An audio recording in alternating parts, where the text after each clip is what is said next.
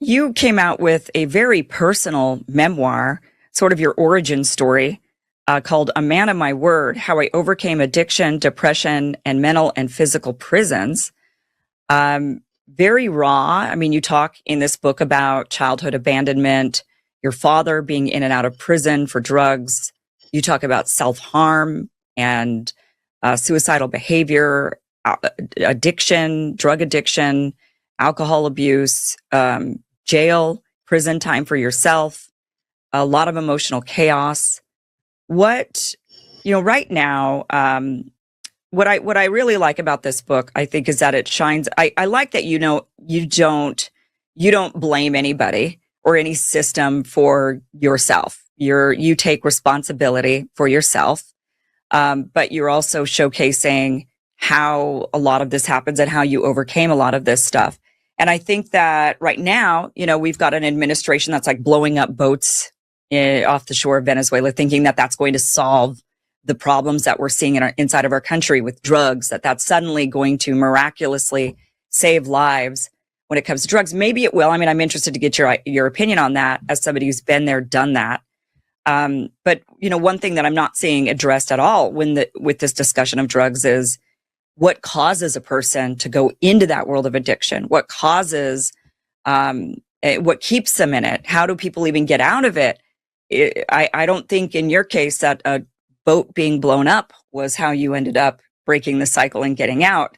But I mean, I could be wrong. You could say, no, Kim, it was. They blew up a boat and that solved my problems.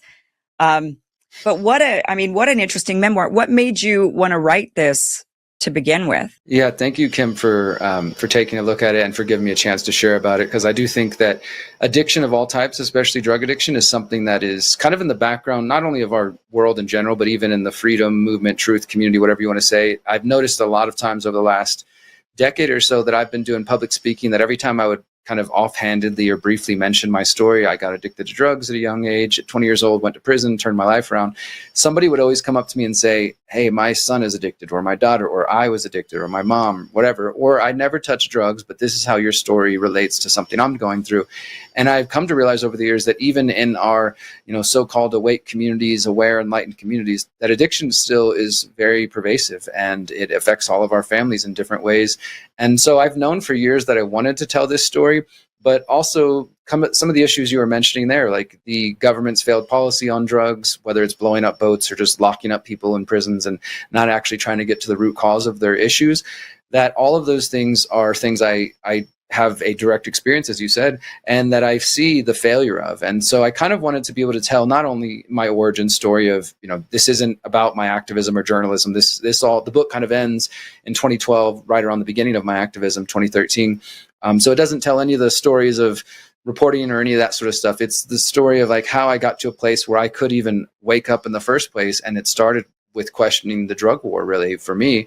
And that was because I got arrested, went to prison for selling crystal meth. I had been addicted to crystal meth from January 2005 till about September 2005. And then even after I got sober, I was still kind of in that drug world. And I decided to do one more drug deal. And that's the one I got arrested on. And at 20 years old, I thought I knew what I was doing. And I got locked up and I found out I didn't really know much about the world. And when I got a 2-year felony sentence and I realized I wasn't going to be getting out for at least a year, I decided to sit down and really try to understand why I had been abusing drugs. And even prior to meth, alcohol, pills, ecstasy, whatever. Right out of high school, I actually graduated early from high school while my friends were finishing high school. I was in college already, got a job, got an apartment, and then fell into drinking pretty quickly, and then spent about 2.5 years leading up to meth, and then eventually getting locked up, just bouncing around, being homeless, getting pulled into this whole drug world that I was definitely not prepared for. And it wasn't until I got locked up and I had the time. Again, it's not about the institution, because those institutions have no redeeming value, and there's plenty of brilliant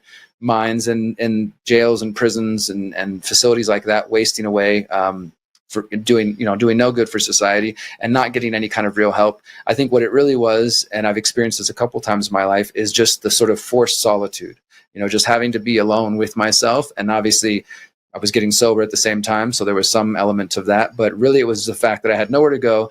And when I was in this situation, which is, I think, something that might benefit some people more often, but maybe not through prison, but the feeling of being truly powerless. Like when I realized I couldn't leave these four walls and there was nothing I could do, I could go get on the phone and cry to my girlfriend or my mother or my lawyer or whatever, and there was nothing that anybody could do, that I had to stay there until one day when they were ready, they were going to call my name and I could leave.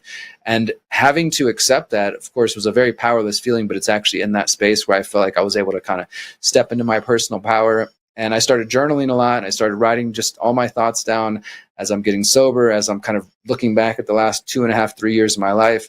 And then also I had a very, very big spiritual influence in my life, my grandmother, and she started sending me books on prayer and meditation. And that was where I really, I think, started to go deeper and just started to make that a regular practice. And I continued to journal, continued to pray and meditate, and to look at my relationships, and was able to clearly see like this was all related to things I hadn't dealt with related to my birth father, who had his own drug addiction, who had been in and out of prison my entire young life. You know, my earliest memories at 5, 6 years old were visiting him in prisons and seeing him with a black eye or a broken arm, and him coming in and out of my life and writing letters and making promises, and then sure enough getting locked up. And so that contributed to me being a very, very depressed young, and as you mentioned, suicidal at times young kid, until eventually that sadness turned into anger in my teenage years, and that anger turned into getting into fights and getting arrested and all this sort of stuff, sort of lashing out. And then eventually when I finally tried drugs and alcohol at 18, it was like, wow, okay, this is what it means to be happy. You know, I thought that was the key that I had been looking for. And then of course I very quickly found out that that wasn't the answer. And so I had, by the time I got locked up at 21 years old, and I'm starting to look back, and it took a couple of years. It wasn't like it just, the light bulb went off the first time. I did go back and forth. I did a year, got out, lasted for 5 months, went back again, and did this whole thing. And so the book is basically about all these different stories, some of them very dark and disturbing, and I'm thankful to have lived through them. But also, there's reflections on the prison system. There's reflections on the racism that I encountered in there, and how I realized now that like that system didn't save me. It didn't turn me into the person I am today. It was a personal choice I made to change my life, because I've witnessed in my own life friends and family, including my father, die of drug addiction because they weren't able to make that choice for one reason or another. And I think largely it's because these institutions don't actually address the root cause of why people are sticking up things up their nose or wherever they can, and drowning in alcohol and other sorts of, it doesn't even have to be that. And today, it's probably easier than ever to be addicted to dopamine hits through the internet, and to sort of ignore your life, so maybe you're not drinking to drown, or you're not doing a bunch of drugs to the point that you get arrested or your health is falling apart, but you might be avoiding things in other ways and other unhealthy ways, or gambling addiction, sex addiction, porn, all these kinds of things, right? There's so many ways that it impacts people. And I wanted to be able to tell this story and in this sort of hope or prayer that if by me being real and raw and sharing all my sort of dirty secrets, that it could help other people, then that's what it's about. And so I released it at the end of 2025 and around Christmas. And just in the last couple months, I've definitely been getting some positive reviews from people who've said that it has helped them, or that they're going to send it to somebody who they think is in need. And, part of it, Kim, is like, I'm going to continue to do the journalism I'm doing now, and everything we talked about today, Epstein, technocracy. These are the things I'm largely known for. And I will continue to do that. But it's also going to become increasingly important for me to focus on addiction, not in the sense of, reinforcing some of the same systems. Like, again, obviously I don't support the prison system. I don't think the drug war is the way to handle these things. You talked about at the beginning, like just locking people up indiscriminately isn't the answer. And also full on decriminalization, just glorifying drugs isn't the answer either. I think that there is a balance that happens. We've seen what can happen in places like Portland, where there isn't care. It's just like, okay, let everybody use drugs, or San Francisco, right? So there's, I think, a real conversation that needs to happen. And I would like for more and more of my activism and my journalism to focus on that. I plan to start the Derrick Broze Foundation after my father, as a way to kind of come up with a way that doesn't reinforce probation, that doesn't reinforce parole, that doesn't reinforce, even for me, the AA system. I know that it's helped millions and millions of people. I think there's other probably millions who it hasn't helped. And I talk about this in the book, how I believe that the addiction as a disease model is unhelpful, and telling somebody that they're sort of stuck that way for the rest of their life is I think disempowering.